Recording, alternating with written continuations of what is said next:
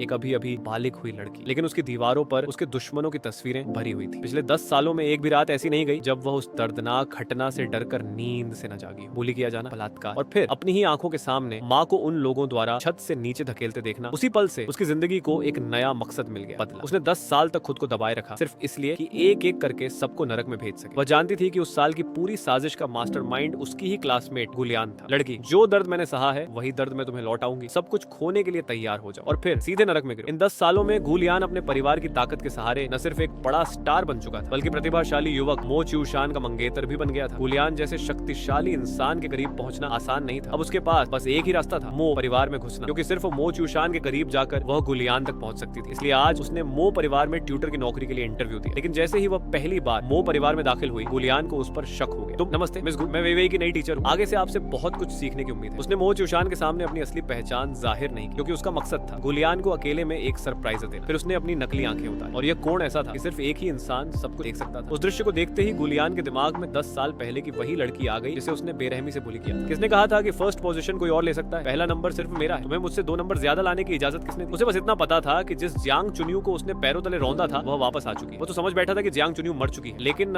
उसने सपने में भी नहीं सोचा था कि अपने छोटे भाई द्वारा बलात्कार किए जाने के बाद जियांग चुन्यू अंधेरे में जिंदा रहने की जिद और बदले की आग के साथ जिंदा रही। भगवान ने उसे एक किरण दी, एक ऐसी किरण जो 10 साल बाद सारे अपराधियों को नरक भेज सकती थी। लेकिन उसने ठंडे दिमाग से सोचा, अब गुलियान की ताकत बहुत ज्यादा है, वह अकेले लौटकर बड़ा तूफान नहीं खड़ा कर सकती। आज गुलियान का खुद का एक चैरिटी बैंक्वेट था। किसे पता था कि जैसे ही उसने बोलना शुरू किया, उसके सिर के ऊपर लटका झूमर सीधे उसी की तरफ गिर पड़ा। नहीं, सबको लगा ये सिर्फ एक हादसा है, लेकिन उसी पल भीड़ में एक जाना पहचाना चेहरा दिखाई दिया। ये तुमने किया, चिंता मत करो, ये तो बस एक छोटा सा सरप्राइज है, मैं तुम्हें इतनी आसानी से मरने नहीं दूंगी। अभी की स्थिति ये थी कि वह गुलियान को मार सकती थी, लेकिन वह ऐसा नहीं चाहती थी। वह इतनी जल्दी अंत नहीं चाहती, क्योंकि वह उस साल के हर एक बुली करने वाले को खत्म करना चाहती थी, सबूत इकट्ठा करना चाहती थी और गुलियान को पूरी तरह बर्बाद करना चाहती थी, ताकि वह भी वही स्वाद चखे जो कभी उसने दूसरों को चखाया था। जल्द ही उसने उन लोगों में से एक को काबू में कर लिया। जियांग चुन्यू, मुझे छोड़ दो, सब कुछ गुनियन और गू शियाओ मेंग ने करवाया था। अगर मैं उनकी बात नहीं मानता तो वे मुझे मार डालते। उस वक्त मैंने भी तुमसे यही कहा था, लेकिन तुम लोगों में से किसी ने भी एक बार भी एक पल के लिए भी मुझे नहीं छोड़ा। मुझे पता है मैं गलत था, मुझे सच में पता है, बस मुझे मत मारो। तुम जो कहोगी, अगर चाहते हो कि मैं तुम्हें छोड़ दूं तो पहले ईमानदारी दिखाओ। मेरे पास एक वीडियो है, वही लड़की जिसने मुझसे रिकॉर्ड करने को कहा था, शायद मैं तुम्हारी मदद कर सकता हूँ। हालांकि अब उसके पास सबूत था, लेकिन यह सिर्फ शुरुआत थी। उसे पता था कि आज गुलियान की एक प्रेस कॉन्फ्रेंस है। उसने पहले से ही लोगों को गुलियान पर कीचड़ उछालने के लिए तैयार कर दिया था और यह आज की योजना का सिर्फ पहला कदम था। असली खेल अब शुरू होना था।